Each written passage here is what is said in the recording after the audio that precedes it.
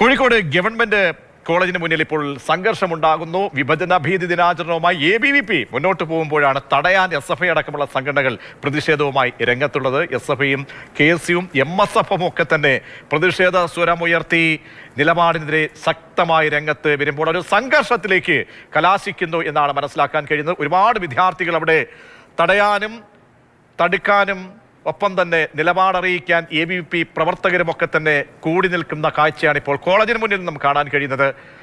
മുഹമ്മദ് ഷഹീദ് ഉണ്ട്. ഷഹീദ്, അങ്ങനെ വിദ്യാർത്ഥി സംഘടനകളൊക്കെ തന്നെ നിലപാടുമായും നിലപാടിനെതിരായിട്ടും സംഘടിക്കുമ്പോൾ ഒരു സംഘർഷ ഭൂമിയായി കോളേജിന് മുന്നിൽ മുൻവശം മാറുകയാണോ? പോലീസൊക്കെ എത്തിയിട്ടുണ്ടോ?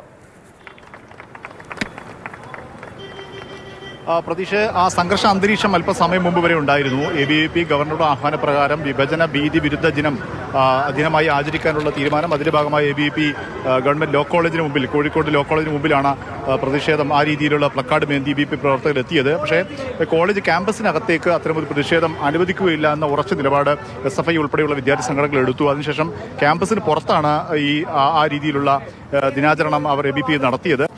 റോഡിന്റെ അങ്ങേ അറ്റത്ത് നിന്ന് അവർ പ്ലക്കാർഡ് മേന്തി നിന്നു. ഇപ്പുറത്ത് ഈ ക്യാമ്പസ് നിൽക്കുന്ന ഭാഗത്ത് നിന്ന് SFIന്റെ നേതൃത്വത്തിൽ SFI, KSU, MSF ഉൾപ്പെടെയുള്ള പ്രവർത്തകർ ഇത് അനുവദിക്കുകയില്ല എന്നുള്ള ഒരു നിലപാടുമായി മുന്നോട്ട് വന്നു. അത് അല്പനേരം ഒരു സംഘർഷ സാഹചര്യം സ്ഥലത്തുണ്ടാക്കിയിരുന്നു. വലിയ പോലീസ് സന്നാഹമുണ്ടായിരുന്നു. അല്പസമയം മുമ്പ് പോലീസ് ABVP പ്രവർത്തകരെ കസ്റ്റഡിയിലെടുത്ത് സ്ഥലത്ത് നിന്ന് മാറ്റി. അതോടുകൂടി പ്രതിഷേധക്കാരും ആ രീതിയിലുള്ള പ്രതിഷേധ അന്തരീക്ഷത്തിൽ ഗവൺമെന്റ് കോളേജിന് മുന്നിലാണ് ഇപ്പോൾ സംഘർഷം ഉണ്ടായിരിക്കുന്നത്.